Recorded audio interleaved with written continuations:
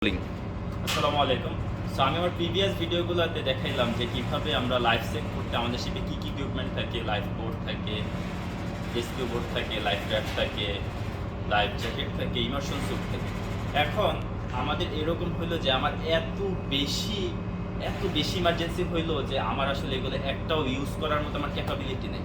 So সেই ক্ষেত্রেও আমাদের লাইফ সেভ করার মতো আমাদের আছে, টেকনিক আছে, যেটা আমাদেরকে ইনস্টিটিউশন থেকেই আমাদেরকে এই টেকনিক শিখিয়ে দেওয়া হয় এবং এটা অনেকেরই বেসিক নলেজ এই ব্যাপারে আছে। সো এটা জাস্ট বলি যে সিম্পল জিনিস, যেমন দেখেন আমাদের এইখানে আছে একটি লাইফ বয় আছে, আমাদের শিপে অনেকগুলো লাইফ বয় আছে এবং জায়গায় লাইফ বয়গুলো একটা নির্দিষ্ট গ্যাপে আছে।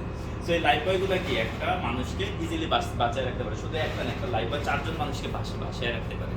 সো এই লাইফ বয়গুলো আমরা দুইটা পারপাস ইউজ করতে পারি। এক হচ্ছে যে আমাদের শিপে কেউ হয়তো বা অ্যাক্সিডেন্টলি পড়ে গেল কাজ করতে গিয়ে, কিংবা কোনোটা পড়ে গেল, তো সেই ক্ষেত্রে আমরা লাইফ বয় দ্বারা ফিকা মারতে পারি, সেটা ধরে ভেসে থাকবে, আমরা তারপর শিপ ডুবে তাকে উঠা থেকে রেস্কিউ করবো।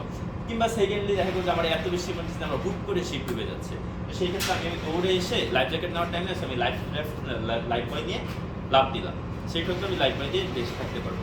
এখন এই আমরা চাইলে লাইফ বয় দিয়েও বেঁচে থাকতে পারি, আমাদেরকে সেই অপশনও রাখছে, কিন্তু এখন দেখা গেলো যে আমি কোনো ক্ষেত্রে কোনোভাবে করতে পারলাম না, আমি শুধুভাবে আমি লাইফ র্যাফট কিংবা লাইফ বোর্ড নামাইতে পারলাম না, আমি কোনোভাবে লাইফ জ্যাকেট পরে নাইমা গেছি কিংবা লাইফ জ্যাকেট ছাড়াই নামছি। তো সেই ক্ষেত্রে আমাদের বেসিক্যালি কাজ হচ্ছে যে সেই ক্ষেত্রে আমাদের করণীয় হচ্ছে যে আমরা যতজন আছি আশেপাশে মেইনলি হচ্ছে যে সবার সাথে সবার কমিউনিকেশন রাখি এবং সবাই যতটা সম্ভব একসাথে থাকা, সার্কেল করে থাকা। এতে আমার দুইটা লাভ হবে, যে আমি লাইফ জ্যাকেট পরেছি এবং যখন আমি সার্কেল করে থাকবো তখন কি আমাদের শরীরে বডি টেম্পারেচার একটু অন্যরে গরম রাখবে, সো আমাদের হাইপোথার্মিয়া থেকে আমরা নিজেদেরকে সেভ করতে পারবো। অ্যান্ড সেকেন্ডলি হচ্ছে যে ইনকেস কোনো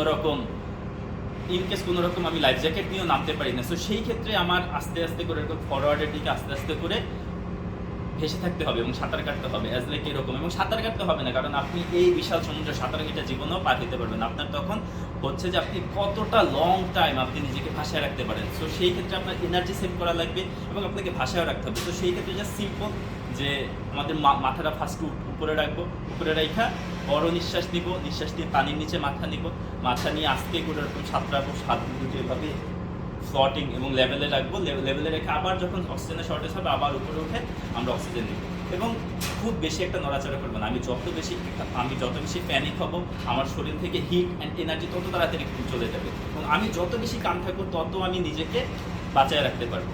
সো আর যদি লাইফ জ্যাকেট পরে যদি আমার থাকতে হয়, সাঁতার কাটতে হয়, তাহলে লাইফ জ্যাকেট পরে সাঁতার কাটাটা আরও ইজি, কারণ লাইফ জ্যাকেট আপনাকে অটোমেটিক্যালি ভাসিয়ে রাখবে। সো জাস্ট সেই ক্ষেত্রে আমরা উল্টা দিকে হয়ে আস্তে আস্তে সাঁতার কাটতে থাকবো, কিন্তু আপনার মনে রাখতে হবে যে আমার আশেপাশে যদি কেউ থাকে তাহলে অবশ্যই সবাই একসাথে থাকতে হবে। সো সেই ক্ষেত্রে আমার সার্ভাইভাল করার এবং বেঁচে থাকার পসিবিলিটি অনেক বেশি বেঁচে যায়। আমার শিপ যদি ডুবে যায় তাহলে আমার বেঁচে থাকার জন্য মেনলি দুইটা জিনিস প্রয়োজন। ফার্স্ট অফ অল যে আমার টিম ওয়ার্ক, এবং সেকেন্ড হচ্ছে আমার নিজের জীবনের প্রচণ্ড রকম শক্তি, আমার উইলনেস, আমার ইচ্ছা।